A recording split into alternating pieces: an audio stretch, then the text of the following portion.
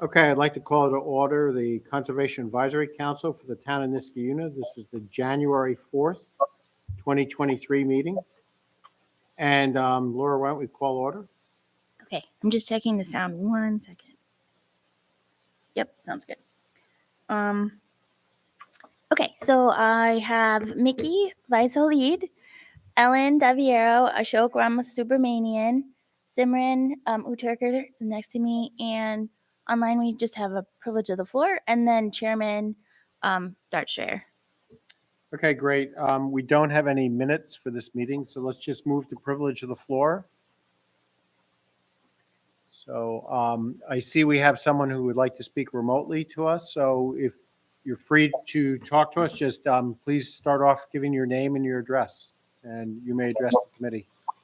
And unmute yourself. You're muted, I see right now.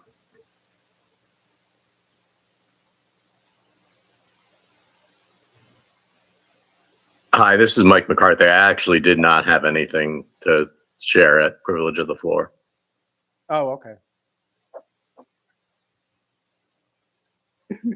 All right, well then. Okay, yeah, I didn't receive anything else, so. All right, then we'll move on. Okay, EAFs. We have two EAFs. First one is 2022-08, and that is 1851 Union Street, and this is the Mohawk Golf Club Townhouse Subdivision. They were at our last meeting, and we had a fairly detailed discussion with them, and there was a lot of good back and forth between them, but I understand that they don't really have any updates, do they? Yeah, I had them on the agenda because I wanted to give them the opportunity to do updates, but Clark reached out. They don't even really have updates for planning board yet, so we don't have any new information for them. Okay. Did we want to discuss any aspects of it? We've sort of thought about it for a month. Do we have any other concerns, or do we want to have a discussion? If not, we can move on. I'd like to have a small discussion, Yeah, Chairman's let's do it. prayer. Okay, and then I'm just going to summarize to put because I apologize, we had no minutes. If you look in the agenda statement, it summarizes kind of the things that we talked about at the last meeting. Yep. Yeah, the concern for the reduction in quality wildlife habitat, and so they were going to explore a development restriction near the water reservoir. We wanted them to develop a long-term plan for the whole golf club so that we could understand where any other future developments would go. And we were concerned about the traffic impacts and wanted the applicant to explore traffic mitigation in the area, including a critical complete streets connection between Country Club Estates and Ruffner Road. And, that would be for the walking path.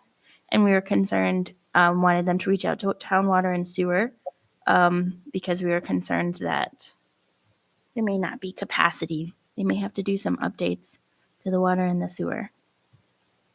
Okay. Why don't you? Yes,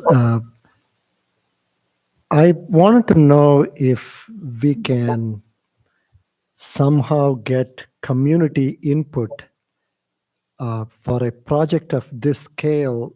I'm concerned that, we haven't heard from anybody who lives in that neighborhood. And I know that the developer addressed us and they said they had a community meeting, but this committee doesn't know what happened in those meetings. So that was my discussion prompt. Like, is there any way we can directly get community input? So the Conservation Advisory Council does not call public hearings and doesn't typically couldn't solicit input on a planning project. That has to be done at a planning board level. But we hold a privilege of the floor, and people do email us comments about planning issues that are before the Conservation Advisory Council. So there's no barriers to public comment at the CAC, but you don't have the ability to solicit public comment. A lot of times, once the public kind of knows that the project's on the agendas, they start looking, you will get some comments, but you won't ever, I don't think, and shouldn't expect to get the onslaught of comments that the planning board often gets, because you're looking at a specific piece of the whole puzzle, And you're not able to call for public hearings. You just don't have that ability. Do we have the agenda published online? Yeah, the whole We have packet's on there. agenda, That's so- where you guys download your packet. Anybody can download it. It's completely public. So there was a planning board meeting on the 9th. There's a planning board meeting scheduled for the 9th For the 9th, yes, coming up. coming up. Yes. So nothing else has happened between the last time we spoke to them and now. I mean, Yeah. It says here that they are changing their, Oh, yeah, I think somebody pointed this out to me that the date for the planning board meeting is wrong. That would have been the 12/9, I think, meeting. all right, The- so they. So that was the last meeting in 2022. Okay, so they. 12/12, I believe, Laura. Yeah, 12/12/22 should, the last paragraph in the agenda statement has the wrong date. Okay, so that, so that has been changed. So these are differences that have been changed since the last time we saw them. No, actually, They are the same. they're the same thing. So it was 12/12. It was only 5 days after you guys had the CIC Okay. meeting. And they actually brought the changes to you guys before they even brought them to the planning board. Partly because I think you asked to see them, and that kind of changed the direction that they were going. Okay, But yeah, so the last update to the drawings was what you guys saw, that they had shifted to the average density development, and that they explored those alternative entrances. The only thing that kind of followed the meeting that you had was the planning board reiterated a lot of the points that you had made. It was in their agenda statement as well. And then the planning board asked in a much stronger way for them to explore different access points, because they're not very excited about taking down a single family home and putting in a road there. So they really want them to see if there's a way for them to put it on the golf course in a different way. okay. And so essentially, what the developer needs to do right now is come back to the planning board with more exploration of the access points. And then also we want to see them, again, having looked at a development restriction near the reservoir, hopefully having reached out to see what the water and sewer can handle, having a traffic impact study, something with more data than, just what they had originally sent to us. It's still kind of changing, so they haven't invested the full engineering into the traffic study yet, but they really will need to do that. There's no question about it. Okay, and so, and the the barrier is still the 50 feet. It's still The buffer. the buffer. Yeah, 50 feet. yeah, so the planning board did discuss kind of whether how to keep the buffer. The bigger the buffer, the better. But the plans haven't changed since you saw them. Okay, And he doesn't have any updates to the points that you made yet. okay, all right, thanks. And Clark raised an important point at the last meeting about the green space and the trade-off between the buffer size and then the usable space. So that's something that we'll have to see their final plan before we can make a judgment on that. Yeah. And to Ashok's question too, I would kind of advise everyone to go look at the tape of the 12/12 planning board meeting, because that was a pretty good detailed, in-depth discussion of all those points, just like Laura outlined. It was a pretty good pretty open discussion and good meeting. Were there public comments on the proposed project in that meeting, Clark? Yes, there were. Yeah, I think there were a couple people there from privilege of the floor. Okay, thanks. There hasn't been a formal public hearing. Yeah, so yeah, because the project actually has shifted quite a bit. Before it didn't comply with code, and so it would have to have gotten denied and gone to the zoning board before it would be able to have a public hearing, which would have been at the zoning board. But on, December 7th, they shifted it to an average density development, which then gets referred all over the place. And, the planning board pushed back quite a bit on the access. So they won't be able to call for a public hearing until the plan firms up a little bit more. That's the legal requirements of New York State. I would suggest if you're concerned, you can always go to the planning board meeting or look at the tapes. I did look at the tapes. And it's good because you can, if you look at the video, you can speed through Yeah. parts of it. So you're not investing the 2 or 3 hours. Is it permitted for me to just walk to the street and flag neighbors and say like, hey, this is me? Like, would you have any comments about the project? Like, is it? You know what? I think Ashok, that would be unusual, and I would Uh-huh. want you to actually discuss that with the attorney because I Okay. couldn't give you advice on that. All It right, all wouldn't right. be something I'd ever seen a CAC person do. Fair enough. It may be allowed, but I Okay. would definitely want you to check with her. Okay. And I have to be careful about that. Think that all projects are better with public input. Mm-hmm. But there are really strict rules about how you get public input, and that keeps both the people who are giving the input and the town safe from litigation, right? So if you Mhm. don't do the public input correctly and through the right channels, and you come to a conclusion that everybody likes, it leaves a crack that you could potentially get litigated against, which is I would want to check. I've never heard of a CAC person doing that. I love your initiative, and Mhm. I definitely welcome the comments, but you Mhm. want to make sure that they're coming through in the right way, that everything the town decides is defensible and legal. Fair. Thanks. Do we have any other comments at this time for this project? Okay. Hearing none, then let's move on. Let me just scroll back here. So we're now going to talk about EAF 2023-01, 3900 State Street.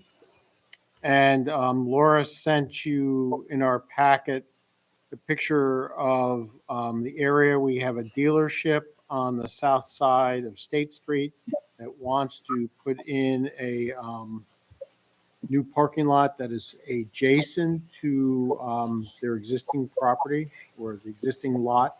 And it is not on State Street. It is on one of the cross streets on it. And Fagan. Fagan. I think it's called Fagan, right? Fagan. It is it requires a special the issuance of a special use permit, and that's why it's before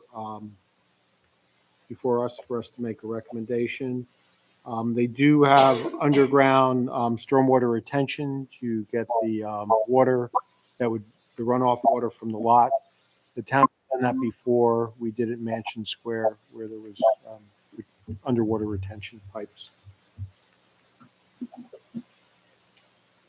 So I think from my perspective, the map provided in the packet shows a small segment of the property. But if you go onto Google Maps and look at the area of Fagan, I don't know, Laura, if you can pull that up, because I Yeah, think it I puts it in probably really proper I perspective. mean, it's also, I'd have to zoom in on it a little bit, but you can see, so Clark did this aerial in your packet. And it has the X's on the parcels that exist currently as single family homes or just a natural area. And those 3 parcels would be taken up by the parking lot. Yeah. I think if you look at the overall map, though, the map that you have in the packet there, it's hard to know how big the residential area is. Oh, okay. State Street is so varied as you go down it. I'll bring it up then. Hold on. You can I'll bring it up and you can see the zoning on my map too.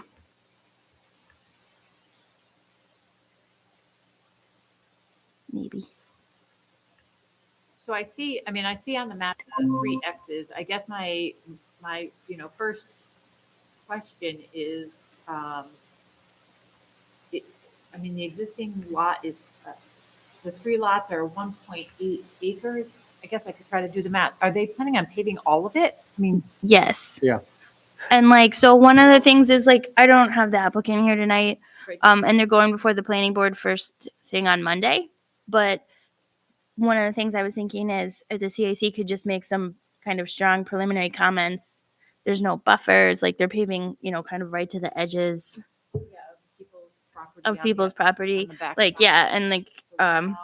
I can, Good zoom in or out however you want, Dart, but. Yeah, I think if you, So it's these if guys. you ease out a little bit, so you include Albany Street on the, both sides of Albany Street, because I think it really drove the point home to me when I took a look at it. So if you look at State Street, and it's really hard on the screen there, but if you look at State Street, it's very built up and it's very commercial.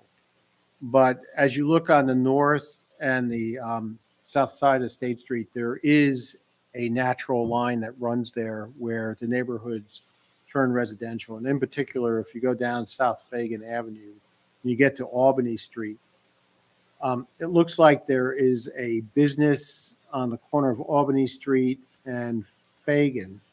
However, the rest of it is pretty much residential. I mean, it is, I wouldn't even say it's marginalized residential. It's residential. Yeah, and it's all residential also here. Like the line you're sort of talking about, I think is, Yeah. it's kind of like here and you can follow it right up. This is, all residential. This is that blue house that's abandoned. And then when you get to where Albany is very close to State Street, then obviously I think the commercial corridor is like between Albany and State Street. But right where Albany bends, this bend in Albany right here, the commercial kind of follows along the bend. And this is all residential on this side. So I have a question. At the corner of Albany and Fagan, there's a fair amount of open space there, and it looks like there is a pond there. Is that, am I looking at that correctly? And is that town property or is that private? Well, that's in the town of Colony. So I don't know. Oh, okay, that's the town of Collins. Yeah. See the border, that's. It's not showing up. Okay. I don't know if you can see. This is right on our borders. This is the yellow line when they show up. Oh, okay. Might be able to make them darker. Our border doesn't even go all the way to the end of South Fagan. Yeah. There. Oh, okay. So they're basic, yeah, okay. But nevertheless, I mean, it is a residential area. Oh yeah, there's no Yeah. question about it. Yeah. And these, 17 South Fagan could use some sprucing up, but it's single family home. So the dealership has acquired these single family homes? It's a point that we could ask them, but I doubt it. They probably have put in an offer contingent on approval. Okay. They could. There's nothing that prevents them from buying those single family homes. Anybody at any time can buy a single family home, but it would be unusual for them to do it without approvals if the only reason that they wanted them was for the. So these are houses in good standing, like not condemned ones Correct. for whatever reason, like people could live there right now. People. Yeah, it's my understanding we don't have them on a vacant list. So my Okay. guess is that people do live there. It says Okay. that they purchased the 3 lots. So. Mhm. If they purchase a three Well, lot that's what element. it says in my Okay, packet. okay. It says from the engineering firm. This is fairly close to the Woodlawn Preserve as well. That Mhm. space is up there. So, this is actually a pocketed residential area surrounded by State Street in the north. And, basically it backs up on Parkland. There's streets in Colony that go through, but to the north, it's a pretty isolated area.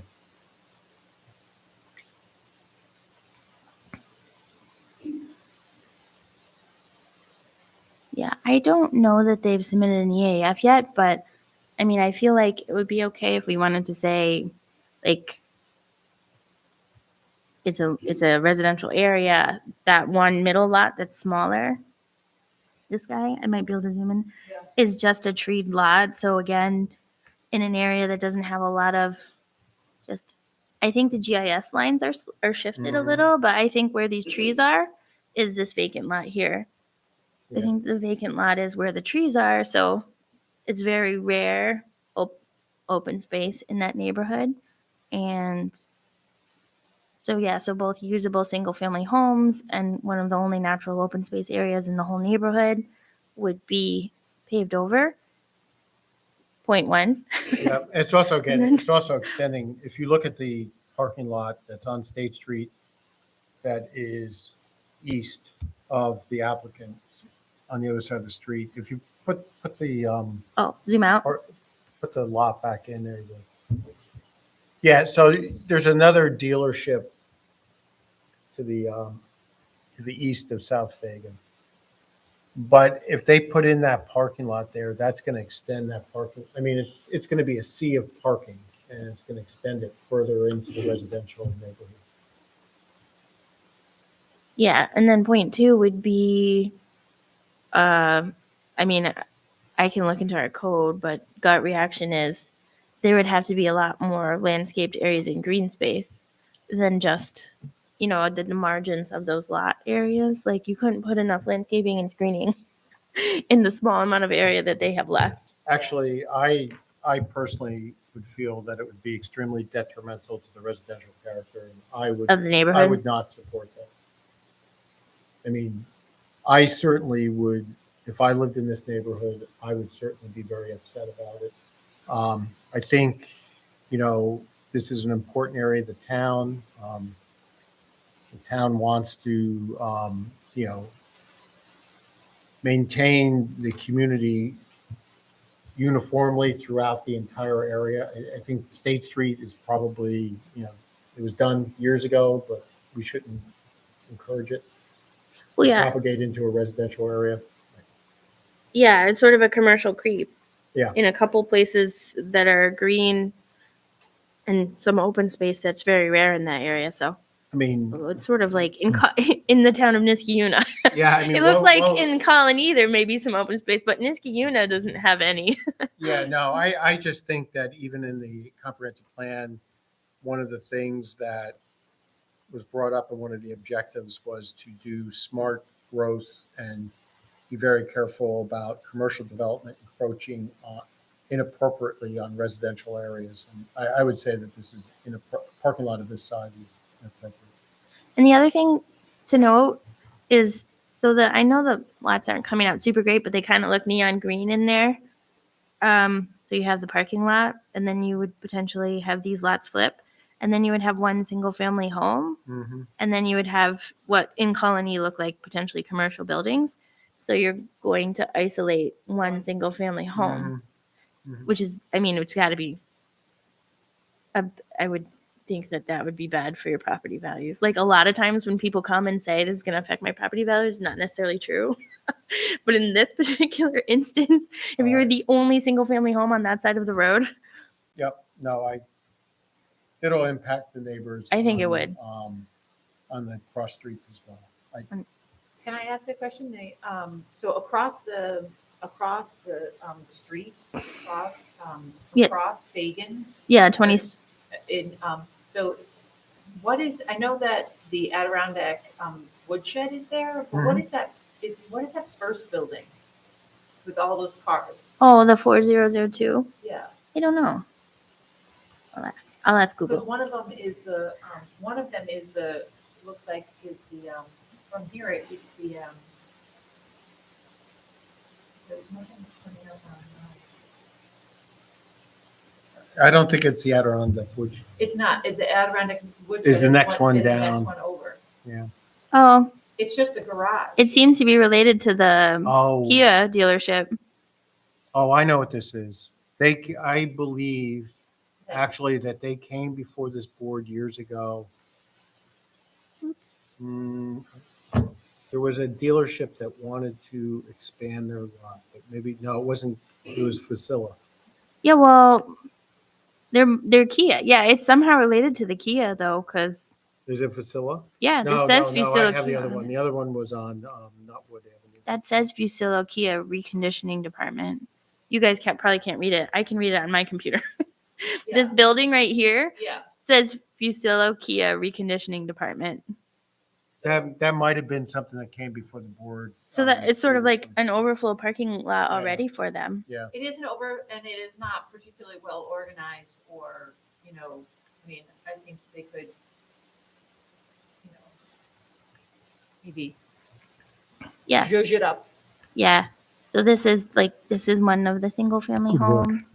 This is the Well, 'cause nice. it's not paved, Mm. it's not all paved, I mean, that's the technical. That's the second one. I went to. Oh no, that's the second one. I went too fast on Google. Those look like some nice trees, though. I'm just saying. I would much support them going right across the street from where they already have, right on Albany, Albany Street, and not Albany Street, State State Street. and to organize that. Make it more efficient. Make it more efficient, create able to create, better area. Well, yeah, I mean, that's a very sloppy. I mean, But, that's not easy to say, but. Well, I mean, I don't think we have power to make them clean it up. Yeah, but- no, but it's, yeah. But yeah, they got. I mean, this is a 2021 Ariel, but like, look, they've got cars parked all over the grass over here. This is grass.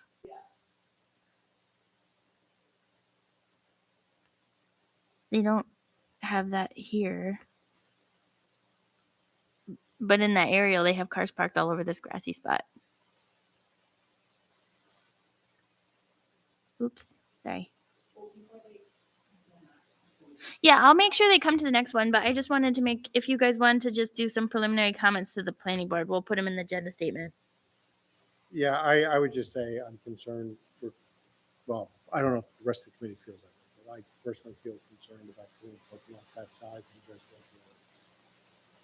it would adversely impact the character. Yeah, I fully concur. In addition to the loss of green space and the drastically altering the character of the neighboring community, from an environmental perspective, to have that much additional asphalt is going to have some temperature implications for those neighboring houses in the summer times. Yeah, the ones on Amherst. The Mhm. little guys here. Yeah. Okay, do we want to send any more comment? Yeah, and then we'll bring it back to you guys next month too. Yeah, Runoff. the lack of green space. And it is totally flies in the face of priorities identified in the comprehensive plan, as Chairman Strayer pointed out. Yeah, it's just, the town should try to put should handle the boundaries between commercial and residential areas, Very not carefully. to adversely affect one or the other, and this would clearly affect The residential. the residential. Yeah.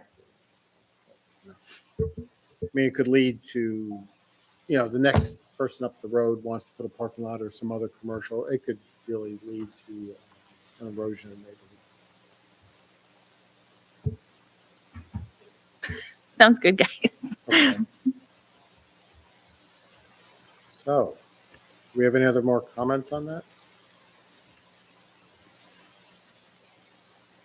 Or you just want to list the comments you're going to pass up? Yeah, I think basically when I said the comments to the planning board, and I got some from you and Ashok and Ellen, and we'll add those into the planning board agenda statement. Okay, moving on to the discussion items. We have the calendar at the end of our packet. And Laura's looking for us to approve that calendar for us. The only thing, which I think I mentioned you guys before, that's a little weird is because of holidays, I think Easter and Passover or whatever it is and school breaks, we couldn't naturally schedule an April meeting. Like if we need to have an emergency one, we could, but we're just not scheduling an April one at this point. There wasn't any Wednesdays left except for the very last one, which would have only been 1 week away from your next meeting. So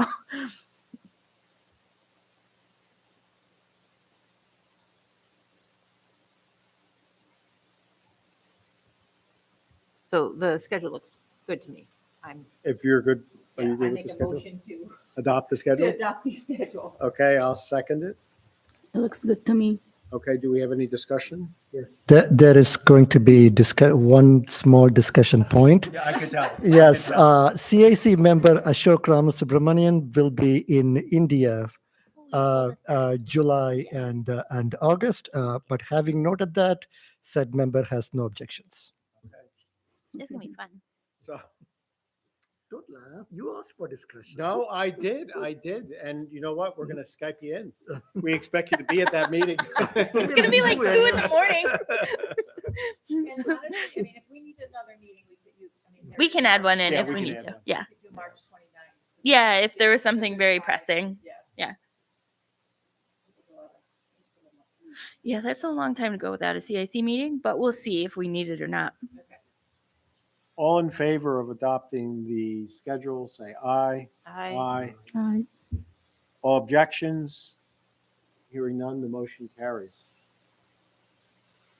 Okay. Next item of business, planning department updates. Yeah, I just wanted to let you guys know we spent a lot of time on 2721 Balltown Road, and that's the recommendation that we made at the last meeting. It was split. Very important. The zoning board did adopt your recommendation, but ended up denying the application.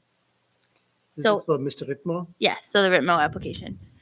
He did send us some questions that Clark and I are still working on. He may still come back for site plan approval. But the application that you saw, it was denied.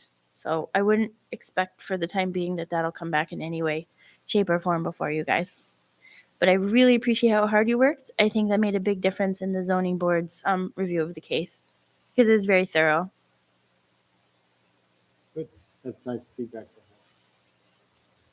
Okay, reports. We have multiple reports and we have some time. So if we want to discuss any of these items. Yes. Oh, please. do it. Let me talk do about the Bethlehem program. Go for it. Laura, I just sent you a file, like a simple image file. If you are able to, can you put it up on the screen? But I also can talk about it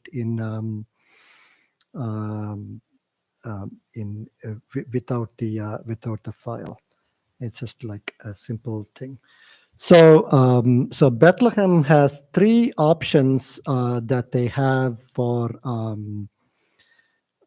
conserving their open space. The second one is something that we already have, or something similar. It's called the Parkland Set Aside Fund.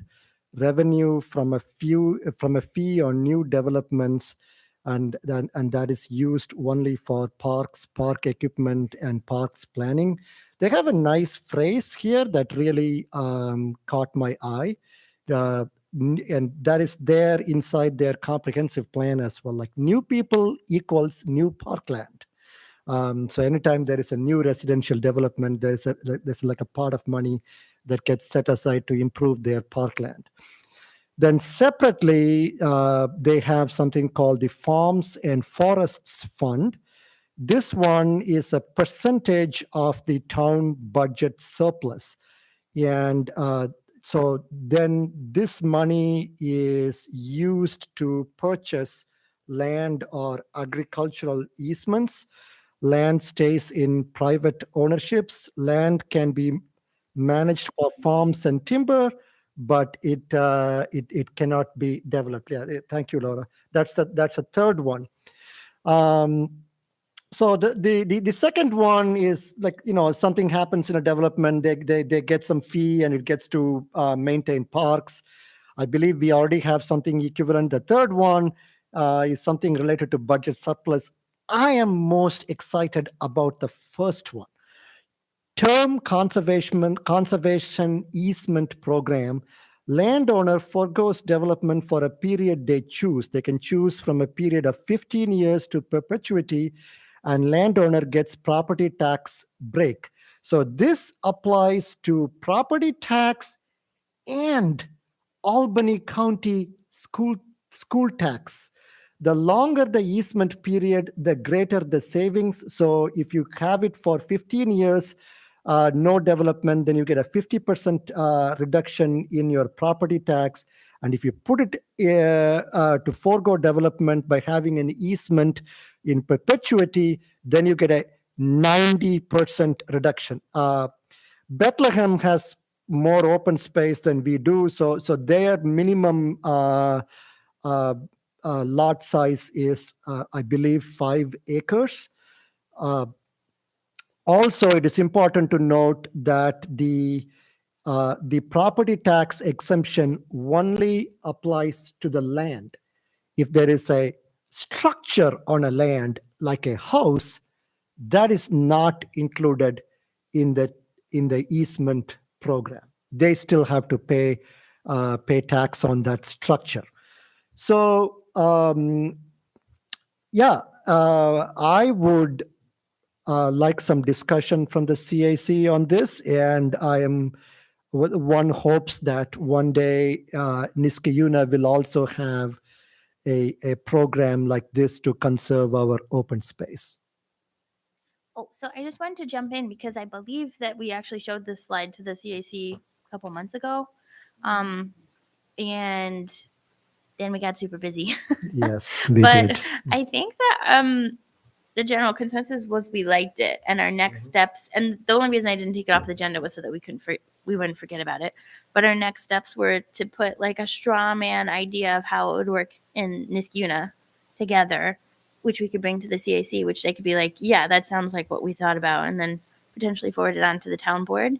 And I just recently got an intern who's helping with the comp plan, but I mentioned that we may need some help putting together a straw man for the Bethlehem Conservation Program to be in Niskayuna, and he said he'd help. So I think probably the next steps that I know, Ashok, would be if you could meet with him and show him what you're thinking, and then see if he can put something together. I already sent some stuff to him, so he's already read through some stuff. Okay. But yeah. Yeah, I would also, there are some other programs within New York State as well, like selling development rights or transfer development rights. And also funding a Parkland Fund. There's other mechanisms, and I'd like to sort of explore. Look that at a little couple bit of more, things. too. Okay. When I look at Niskayuna, the Parkland Fund, the way we're structured, it's small. You're not going to build up a sizable war chest to preserve property or stuff like that. So I'd like to see if there's other ways to supplement that. And I think there are in New York State.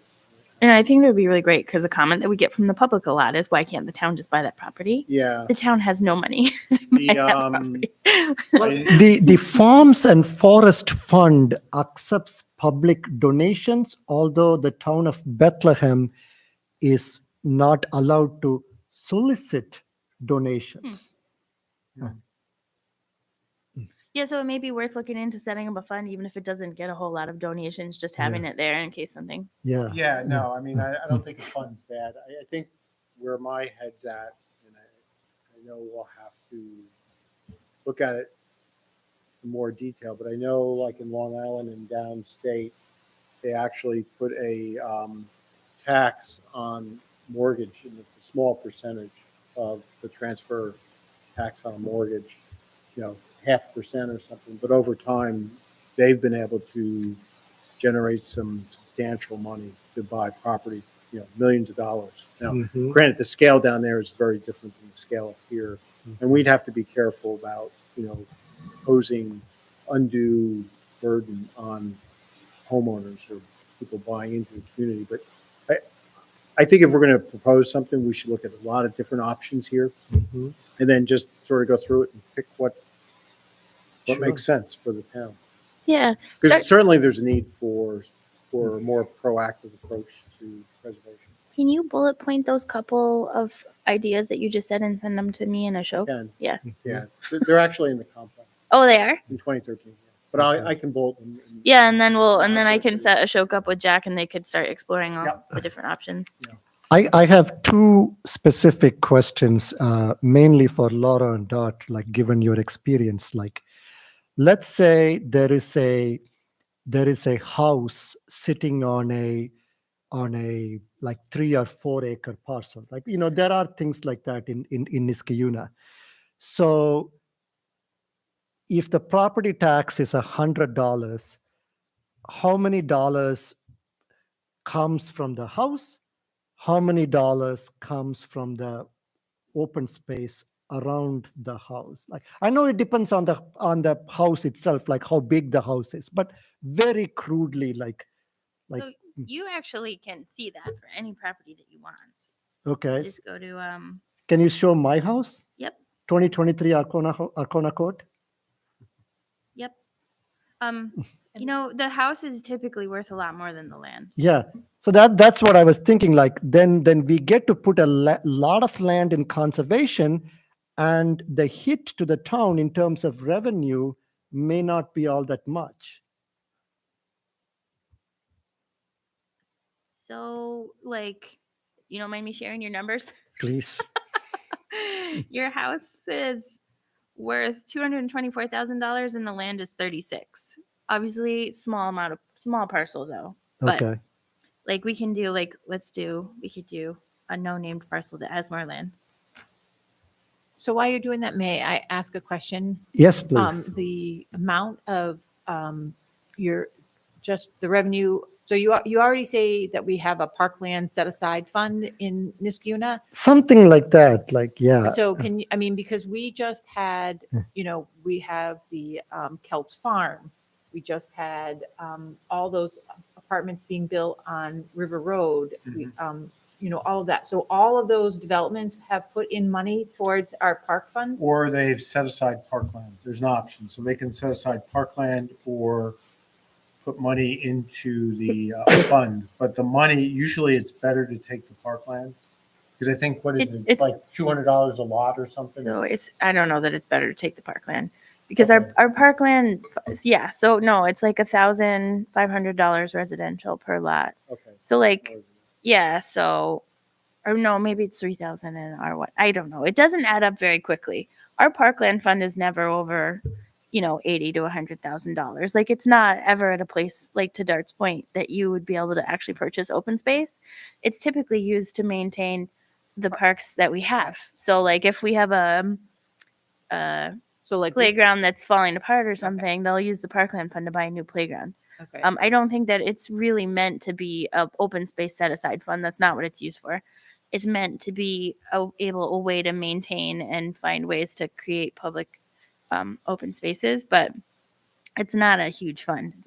It doesn't wield any great power.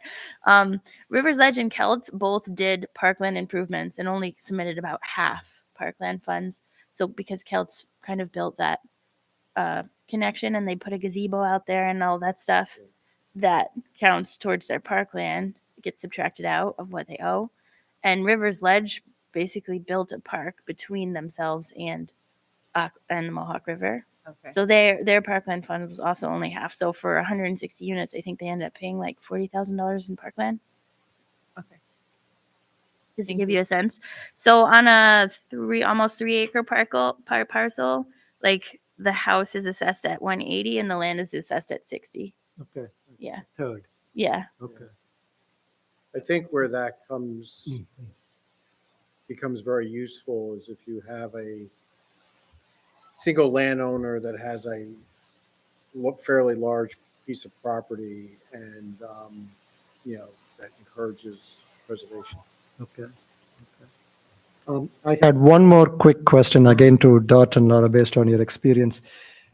I've been reading up on two legal terms that both of them protect land. One is the conservation easement, which is very flexible, can be tailored, but it's not straightforward.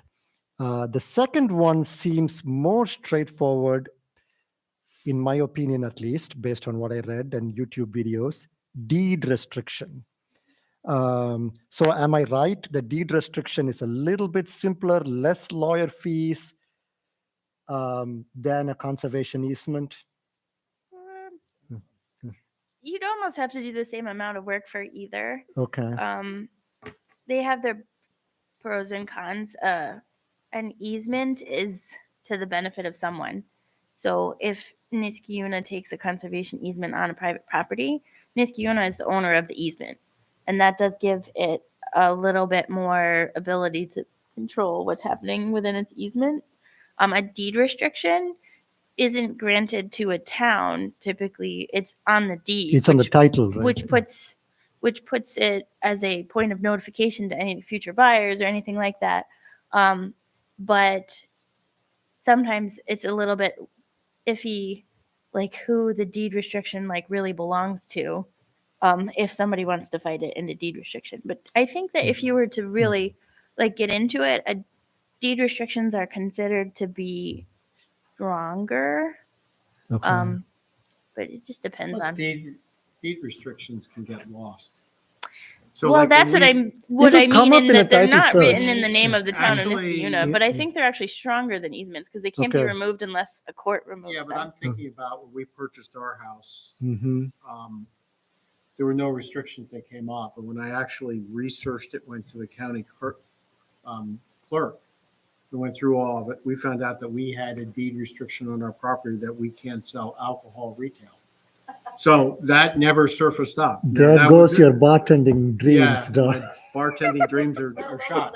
But it was put in the 1920s. So, Okay. sometimes they don't always like bubble up. Now, I think a building restriction would. Probably. Yeah. I mean, I feel like if you did the deed restriction correctly, like they're pretty strong. Okay. They both have their pros and cons. Okay. Deed restriction runs with the land in the private property's title. I have a question for you. Who is the enforcer of the deed restriction? See, that's where it gets a little tricky. Like typically, yeah, I mean, it's like that's like a lawyer question, but like I think it can be like an adjacent property owner and someone who's like maybe like affected by the deed restriction, but it isn't as clear cut as the town of Niskayuna has a conservation easement here and you can't touch this. Like we own it. Okay. Very nice for you. But there are advantages to a deed. Like we did a deed restriction for Kelt's Farm, but the town owned the deed and we did a deed restriction on it. Right. Before we move off this topic, like one quick question for Clark. Like 2 months ago, Clark, you sent me a nice email where you said, like, you took the liberty to look at some parcels. As Laura and Dot were speaking, I tried to find that email, but I couldn't. So as I'm talking, I found that email to be extremely helpful. And a lot of me going into Bethlehem and looking into this and that was a lot of it was motivated by what you sent in that email. So as I connect with Laura's intern, like, can I also talk to you about what you found in that little research project you did, Clark? Sure. And just for the rest of the CAC, we were summarizing just the types of building and planning projects that have been done in 2022. We always take a look at building permits, and we looked at resolutions in the planning department this time as well. And we looked at how many little parcels of land were subdivided into maybe a 2-lot subdivision or a 3-lot subdivision, just kind of an indicator of somewhat of a death of 1,000 cuts, kind of, with these little small pockets of land being subdivided and then built on. So that's the information Ashok is referring to. So we can update that now that the fourth quarter of the year is over, and we can send that around if people want to take a look at it. Yeah, that was sent out November 4th. Okay. this year. Okay. Yeah, do you think a death of 1,000 cuts is a good way to put that, Clark? It's because there's all these little tiny infill Yeah. parcels that are just slowly going. And I think that's what we did talk a little bit about with the Bethlehem program. I think Niskayuna, our lot size would probably be considerably smaller than their 5 acres or so. A lot of what we saw is pretty small pieces of land that we're still getting subdivided to make 2 lots or 3 lots. I personally think that's why we really need to continue working with the NRI, because that's going to be the tool that really enables us to set up a priority and make sure that we're getting the best use of the land in this community. So do you have any Anything else you want to talk about? Laura, can I contact you tomorrow to set up a meeting with Mike? Jack. Jack. And he's doing the CIC meetings right now, so he's becoming familiar with everybody. Okay. Okay. He's doing the minutes. Okay, moving on, pesticide outreach update. Do we have any updates for the pesticide? Not too much. We had a couple people, like a sort of a grouping of people come and get pesticide-free signs the other day, but generally speaking, program's still up and running. We haven't made any changes to it yet. Seems to be working. And then the. Oh, I had a quick question. I'm sorry, Doctor. No, go ahead. Go ahead. So, when developers come, like both business and residential, commercial and residential, like we always give our spiel, right? Like, please don't put pesticides and all We that. do. So is there any data about follow through? Because I know that we talked to the Ace Hardware people about this, and just as a curiosity, like when I was there last time, I asked them like, "Hey, do you guys put any pesticides outside?" And they were like, "No, probably not." But I didn't get anything definite. But is there any data on whether people follow through on those things? I don't have data for it because pesticide free and hasn't actually ever made it into a planning board condition. Okay. They, if you guys push it hard enough, they may be able to do that, but it's hard for me to track stuff if it's not a condition. So Okay. when it's a recommendation, it's not made part of the permit. Like it's not something that I can enforce. Mhm. And I don't keep track of it. So I was under the impression that we can't push it Yeah, that's to what I be thought. to be part of the Planning board condition. planning board condition because we can't have any more restrictions than what New York State has set. Oh, that's a possibility too Yeah, with we the had that pesticide. discussion. I recollect that. That's a possibility. That's the reason that we can't put it into law. We're not allowed to be more restrictive than New York State Right, that's why. on pesticides. Yeah. But that's why I think like the outreach, like we did a lot of residential outreach, but maybe commercial outreach this spring would be, Okay, maybe I can try Yeah. that. Bring a couple signs. I'll You don't I'll have help. to. I'll help. No, I don't mind going. Yeah, thank you. Yeah. I just feel the really the king linchpin here is to get lawn services that are going to be able to Yeah, do this. And there agreed. is one that does it, but it's a little bit more expensive, but I'm not even sure that, people know about it. So, Well, and I think we had this conversation, but when electric vehicles first started to be sold, like people would go to the dealers and ask for electric vehicles and they would steer them to gas cars. They'd be like, "Oh, you don't want an electric vehicle. Like take a look at this car." yeah. I think the same thing happens a little bit with the pesticide free lawn care. Like Right. people may say, "I'm interested in the pesticide free lawn care," and I don't know that it's to the point right now where they're like, "Oh yeah, we have it." Yeah. I think a lot of us like, "Eh, So why I mean, don't you take a look everybody at this package offers that we have that's discounted?" Because I don't think they're really truly doing it yet. everybody offers it up until you get to grubs, and then people are like, I don't want grubs, so then they they'll do like an organic fertilizers. Everything is fine until they have a pest. Although even if you're doing the majority of it organic, that's better than what it was 10 years ago. But Yeah. Okay. so maybe we can work on the grubs. I don't know. Okay, maybe I will.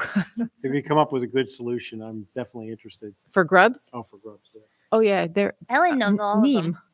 We should talk before the spring hits. Okay. Because All right. we have lots of grubs. Yeah. Okay, Lomo.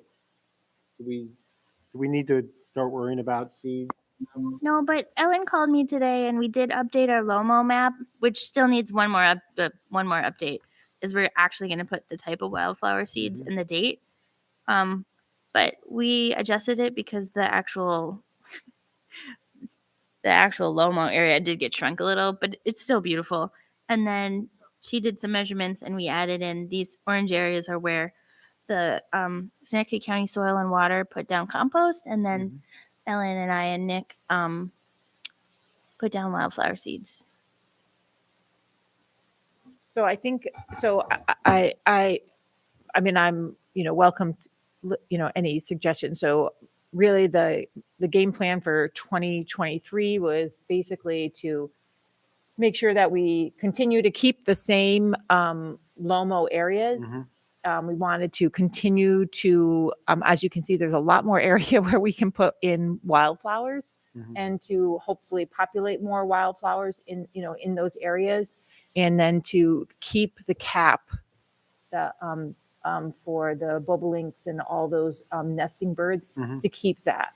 And, just to work with Ray and make sure that, all of that is continued and that they're happy with that. And there is that one area that we had taken those plants from the Kelt's farm along the fence. And so, I would love to see, maybe I'll try this year to get more of those closer to each other to see if we can get more of those in there.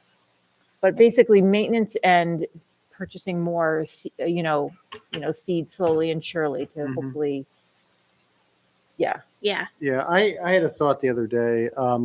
GE just decided they weren't going to cut their lawn as often, and it worked out really well for us. I wonder if They didn't do that this last year. Did you notice that? what? They didn't do any Lomo. They mowed their whole. No, they didn't. GE? GE, I thought it was Healy. Well, so like 2 or 3 years ago, that actually like right along River Road, they weren't mowing, but they mowed that this year. They mowed it once. No. I don't go over there little. What I was going to suggest is that we go back and approach them and talk to them about and see what their feelings about it were, Yeah, we can. and then go to Momentive. and ask them to do the same, because there's a lot of lawn area there as well. okay. So, I so what does that look like? So that's, we need a contact at each spot? Yeah, Ashok was emailing them. Yeah, I was indeed emailing them. God, I forgot. Laura gave me a contact. I forgot the gentleman's name. We have a good contact at Momentive. We can we reach out do. to HR. Yeah, I mean, I think we Okay. should just tell them of the initiative we have and just sort of suggest it. I mean, yeah. whether they'll be open to it or not. Yeah, Dot, can you take it on? Like, is that something you would be willing to? So- You're after all their neighbor. What? You're their neighbor. Do you work at Capital? Yeah, I don't know. Oh, I could talk to GE. yeah. Yeah, I can. I'll talk to Momentive HR if you want. Okay. If you give me a name to talk to GE. I'll give you a name. Laura gave me a name. I can forward it to you. Okay. The dude is responsive. Like, he's not bad. Yeah, no. Yeah. So is this, so, all right, so we'll put like a letter together with like what we're hoping that they will do. I mean, just so that when we talk, so say Yeah. you talk to GE and you talk, so that the communication is the same between everybody, or general Yeah. high no, points, low points. and I think we can get input from, his name escapes me. Right? Right. Okay. Oh, from, He talked numerous times. for the bubbling. Roy? Roy, yeah, I couldn't think of his first name. We could talk to Roy. He may have guidelines, or best practices. I'm sure he does. So we don't have to like reinvent it here. We should just go out and ask him and say, what's the minimum amount, or what would you recommend, for the mowing? Because I understand why they would probably want to mow once a year to keep the land open. But, maybe it's not every year, maybe it's every couple of years. Yeah, so it clearly, it is, for the ground nesting birds, there definitely is a certain amount of space that they need, and you have to mow late in the fall because you can't mow in the spring Right. Yeah. until after they have nested. So that's why theirs is, but I don't believe that those ground nesting birds, well, I don't know. I don't know that. Yeah. I mean, it's worth an ask. I Right. actually, I thought that we could go back and approach GE and ask them what they thought, but if they mowed it last year, and I don't necessarily drive down there that often. I mean, maybe they shifted their non-mowing areas to somewhere else, but before, when you were going down the River Road, to sort of where the St. Joseph Project is, they had mowed a whole half of. Oh, I'm thinking on the other side, as you go over the circle and approach across the street from the baseball field. That I don't think they mowed. I don't think they Yeah, mowed they that. didn't mow that one. Yeah, I never do that the second time. Yeah, but for a little while, they were trying to sort of mow all over the place, but that they never mow. I mean, they must mow it like once in a while, because it's not. Yeah. Well, that used to routinely be mowed Oh, it did? years ago. And I mean, I know the information or everything that we put on the signs that are up there for why we, why the initiative is for Lomo definitely should be included, because that all came from most Lomo initiatives throughout the country, and also suggestions from Roy. Mhm. So just that information lifted from the actual sign, and then, the amount of, Lomo that you actually need in order to make it.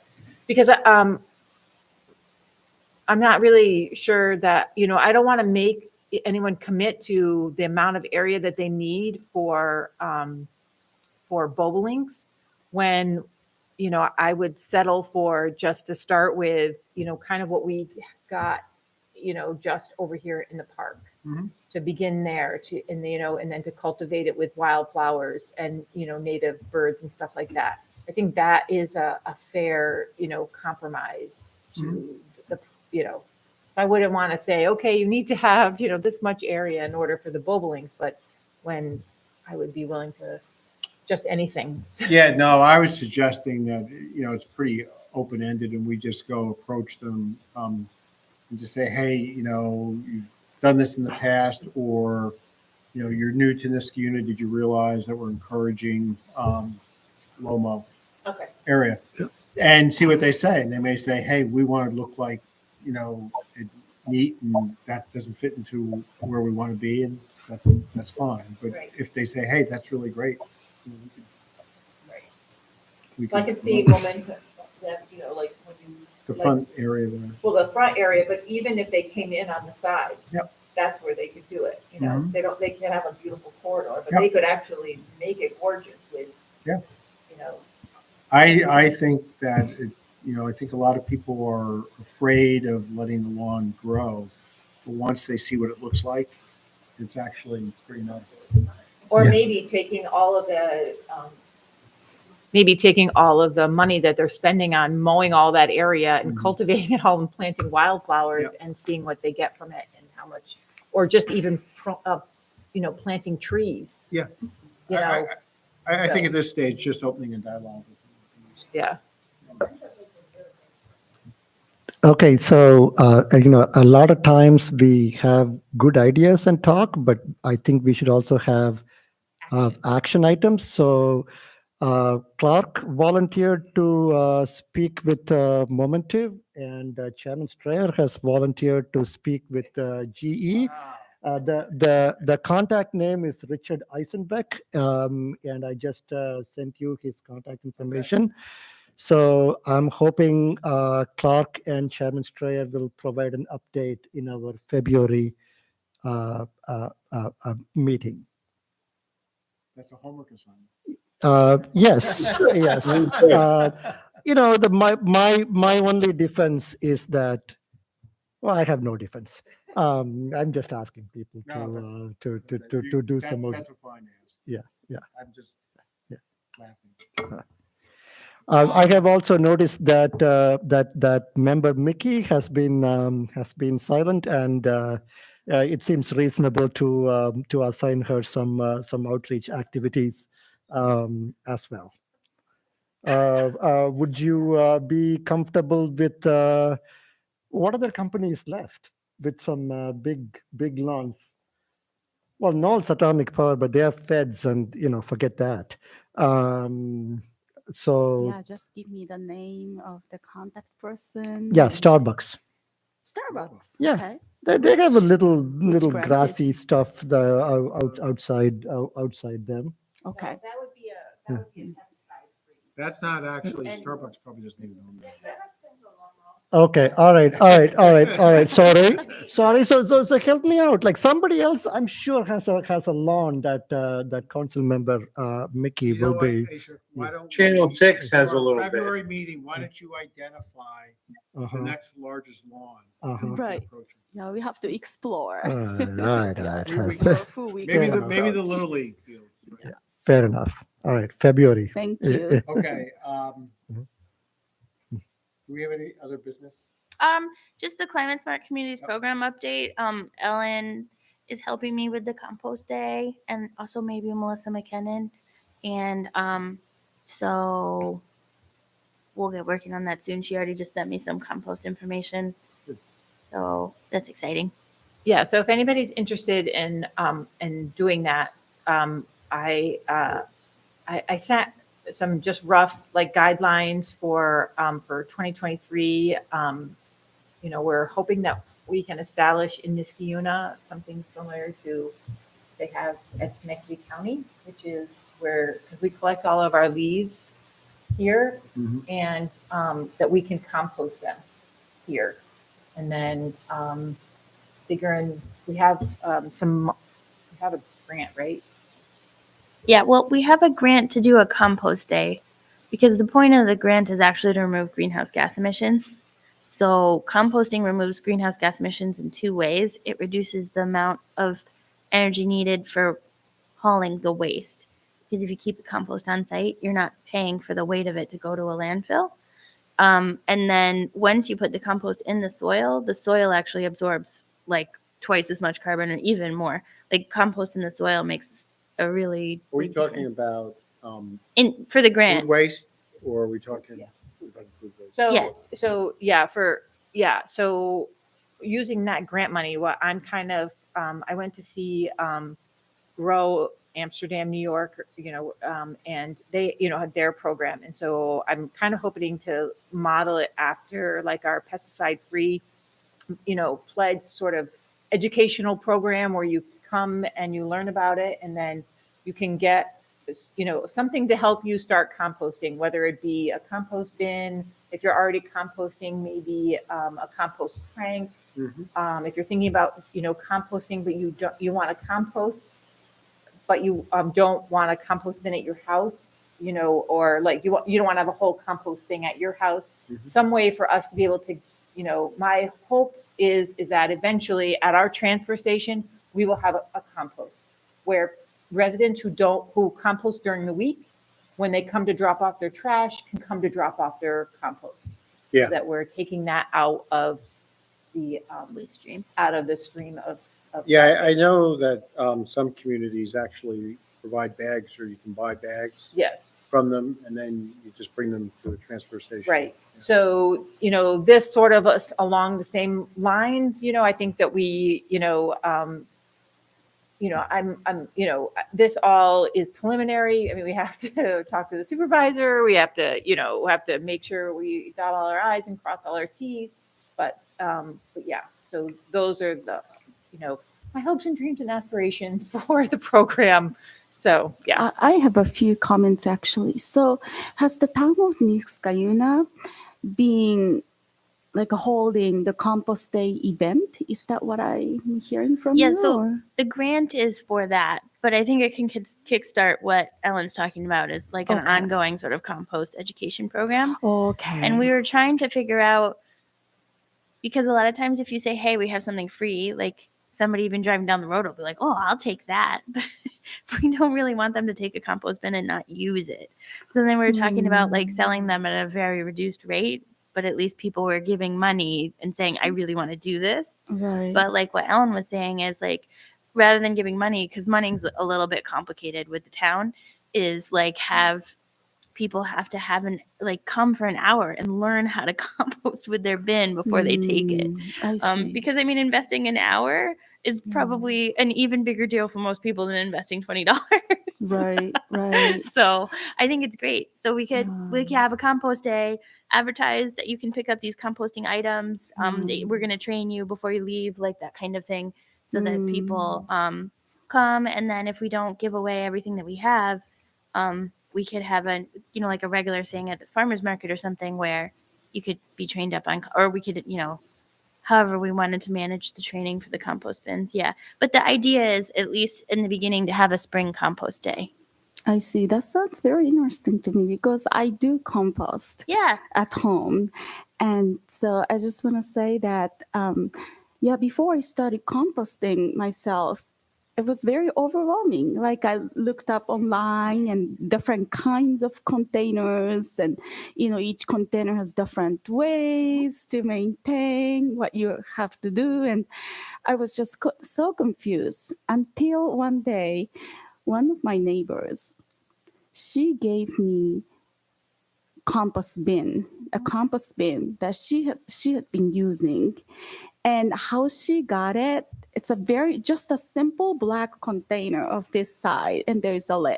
And you just put stuff in, and then once in a while you just mix it. That's the one And we she give got away. that simple one for free when she was living in Massachusetts, because she told me the state of Massachusetts provide free compost bin. I don't know if it's true or not, but that's one thing to kind of explore, look into, and I'm happy to see.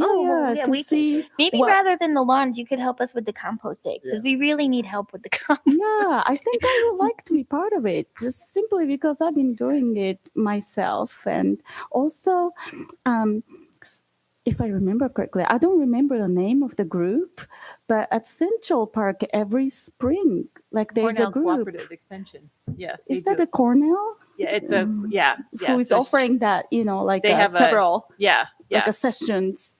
Yeah, because that was actually my experience with compost. I really wanted to do it, but every time I tried to figure it out, I was like, oh my gosh. And I went to a training at the Cornell Cooperative Extension at Central Park. Yeah. So Then I was really- able to compost. So Yeah. I think it's just a matter of, and it doesn't necessarily need to be all, it doesn't have to be like, come, we'll educate you. It could be come educate and share, right? So for people who are already, composting, they might have like, hey, this is what I do, and this is how, Good tips. So, the good tips, like I got a composter for Christmas, and I mean, it's life altering. I mean, it's like unbelievable, like what a composter does to your life versus the pitchfork. Like, I mean, I'm like, I'm like purchasing them for like all of my family and friends. Like, these are awesome. So, anyways. Yeah, and I think it saves money, right? Instead of buying compost from nurseries, places, you have your own compost. So, And it's really good for greenhouse gas emissions. So let's, and so we'll try to, let's work on, I'll send another email to the supervisor, but let's see if we can set dates Okay. and see how that goes. Yeah, so we could do a loop with Mickey and yeah. Ellen and me for I now. would be And if we happy need to Melissa, help. she said she would help. Okay. Any other discussion items? Well, I have. Okay, I make a motion that we adjourn tonight's meeting. Okay, all in favor, Aye. say aye. Aye. Any opposed? Meeting's adjourned.